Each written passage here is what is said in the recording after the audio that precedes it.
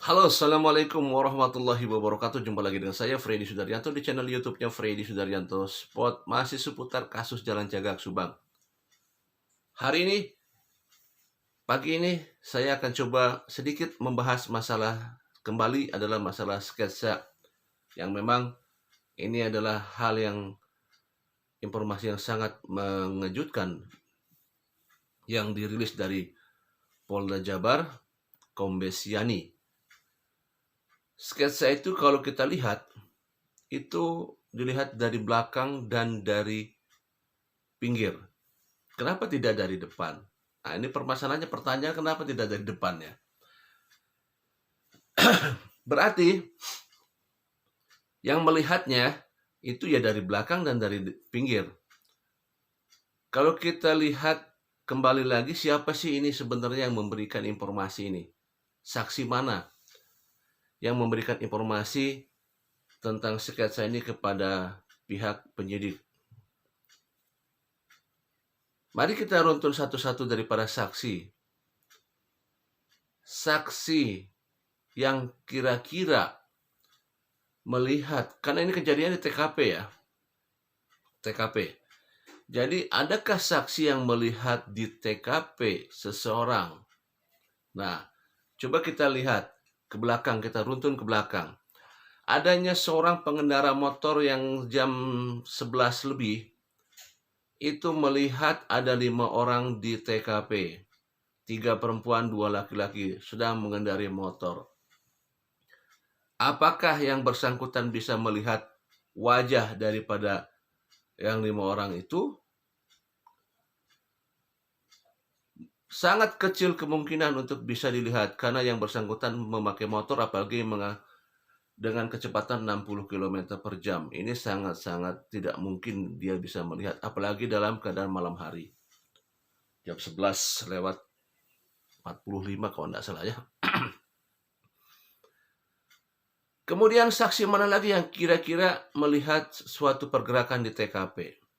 Ada, yaitu Mang S, yang pernah saya upload di video sebelumnya. Mang S tapi mensinyali dia tidak melihat dengan jelas, yang melihat adalah sopir angkotnya.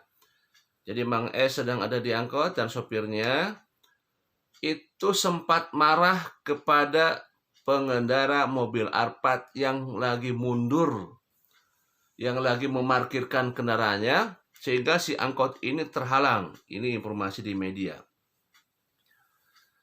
Sehingga supir angkotnya marah terhadap pengendara mobil Alphard yang ada di TKP. Secara psikologis, pada saat sopir marah, maka yang dia lihat tidak akan mobilnya, tetapi yang dia lihat adalah sopir yang mengendari mobil Alphardnya. Nah, ini bisa ada kesesuaian dengan sketsa ya. Nah, kita tidak tahu apakah, sekarang kalau kita lihat ya, mobil Alphardnya. Mobil Alphard pertama kali itu biasanya parkir itu menghadap ke garasi atau ke arah, kalau dari itu ke arah utara ya. Si kepala mobil itu ke arah ke utara. Sehingga kalau dia berniat untuk membalikan mobilnya, maka dia ke dalam keadaan mundur. Nah, berarti kalau dia mundur ya, posisi dia mundur, mobilnya mundur ke bawah, berarti yang muncul pertama ke jalan adalah pantat daripada, maaf saya bilang pantat lagi, yang belakangnya mobil ya. Jadi kepalanya ada di depan. Kalau misalkan ini seperti begini, ini mobil belakangnya, saya perkirakan ya, mobil angkot berasal dari arah barat. Karena kalau posisinya begini, posisi TKP ada di sebelah utara, jadi dia menghadap ke arah selatan. Jadi gini, si rumah TKP itu menghadap ke arah selatan, ya, si rumah TKP mengarah ke selatan.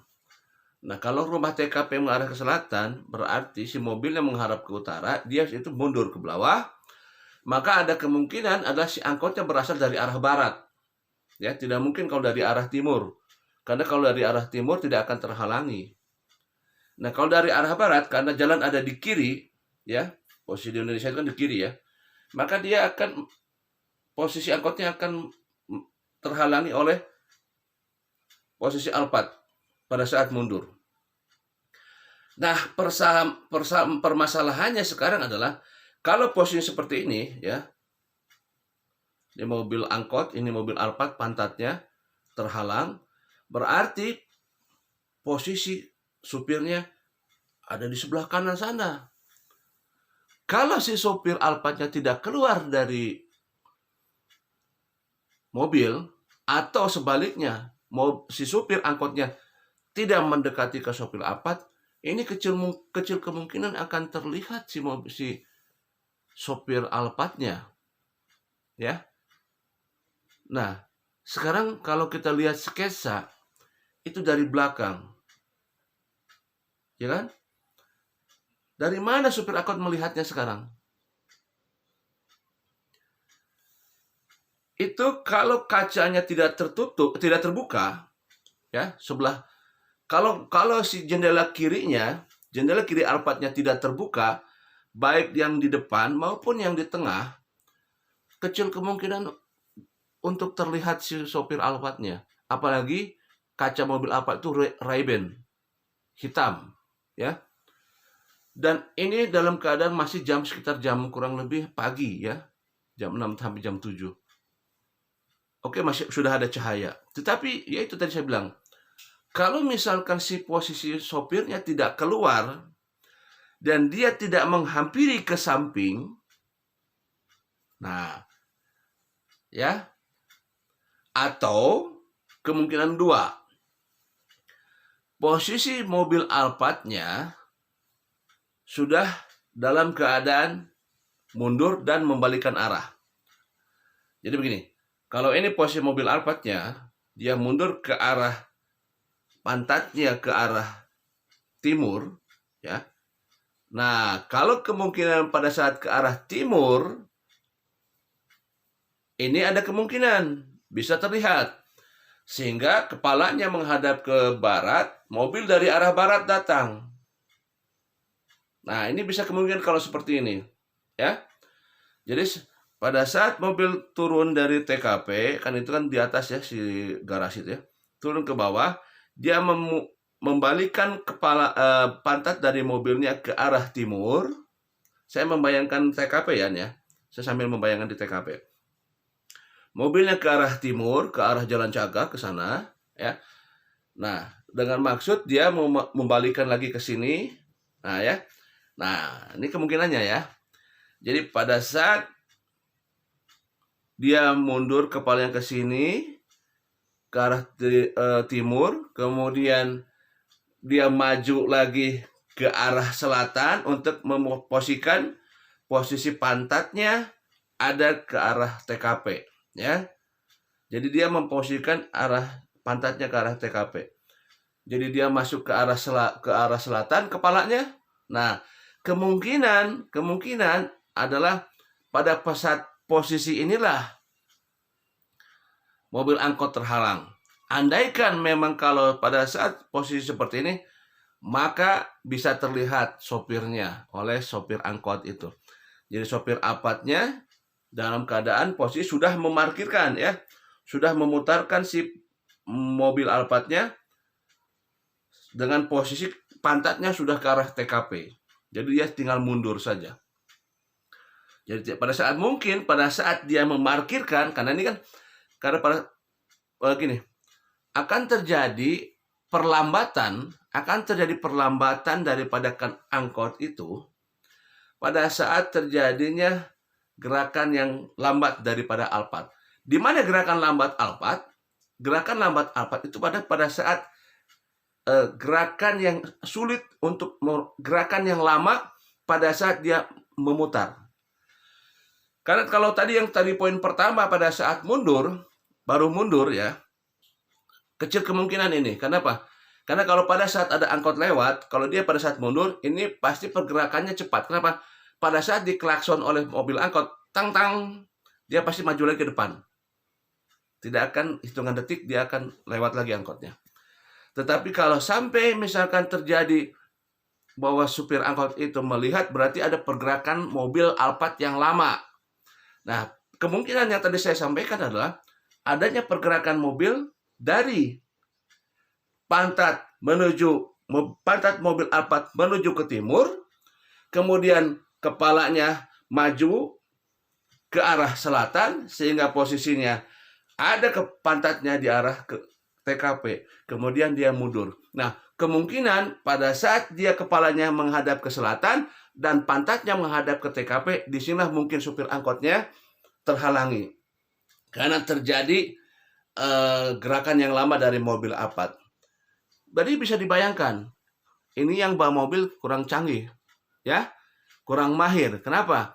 Karena ada perlambatan daripada mobil Alphard tersebut yang membuat disinyalir katanya si sopir angkotnya marah. Kalau misalkan normal saja mengendarainya, saya kira si sopir angkot tidak akan marah. Saya perkirakan ini ada pergerakan mobil Alphard yang sangat lama. Mungkin dia tidak mahir mengendalikan mobil Alphardnya. Ya, ini misal ada kemungkinan sehingga si sopirnya ada di posisi kanan daripada kendaraan dan ada di posisi kendaraan angkot. Jadi angkotnya melihat adanya sopir Alphard tersebut. Nah, kita sekarang bicara masalah psikologis. Orang yang sedang melakukan kejahatan, maka dia sebisa mungkin akan menutupi mukanya. Betul tidak? Ya. Siapapun orang yang sedang melakukan suatu kejahatan, identitas dirinya dia berusaha untuk menutupi. Pada saat dia tahu di sebelah kanan ada angkot, maka dia akan selalu melirikan wajahnya ke sebelah kiri. Dia tidak akan melakukan gerakan kepalanya ke sebelah kanan, karena kalau ke sebelah kanan dia akan melihat supir angkot. Maka dia menutupinya mukanya, maka dia lihat sebelah kiri. Ya. Ke sebelah kiri sehingga yang terlihat dari supir angkot adalah pada saat begini adalah kepala dan muka bagian sebelah kanan. Bisa dibayangkan ya, kalau kita lihat dari sketsanya, itu terlihat dari samping kanan. Jadi, posisinya lagi mengendarai mobil Alphard, di sebelah kanan ada supir angkot. Yang tadi saya bilang bahwa posisi mobilnya, si pantatnya menghadap ke TKP, si kepalanya menghadap ke selatan. Jadi seperti ini. Supir angkotnya kepalanya di sini. Ya, seperti itu. Nah, ini kemungkinan baru pada saya perkirakan sambil saya membayangkan posisi di TKP ya. Posisi Alphard, posisi rumah, posisi garasi, posisi jalan, menghadap kanan, menghadap kanan. Inilah sedikit daripada analisa saya masalah sketsa. Jadi hanya terlihat dari belakang dan dari samping. Posisinya pasti masih di dalam mobil. Dan posisinya dia masih membuka jendela. Ya, jendela daripada depan sopir. Ini sebenarnya jadi kunci. Jujur aja saya sebagai pribadi, ini asumsi saya, ini adalah sebagai kunci. Andaikan ini bisa terlacak, bisa tertangkap supir angkot, supir Alphardnya, saya kira kasus ini akan selesai. Saya 100% kasus ini akan selesai. Di sini awalnya bisa ketemu. Nanti kita pasti tinggal dicari. Kalau sudah tertangkap, ngapain, tujuannya apa, motivasi apa, siapa yang nyuruh, siapa saja. Kalau sudah, bakal kena semuanya. Apakah bisa tertangkap si supir Alphard ini? Nah, si supir angkot sudah melihat sketsa. Sekarang tinggal panggil saja supir angkotnya. Kemudian panggil semua saksi-saksi yang telah diperiksa oleh pihak penyidik. Ya.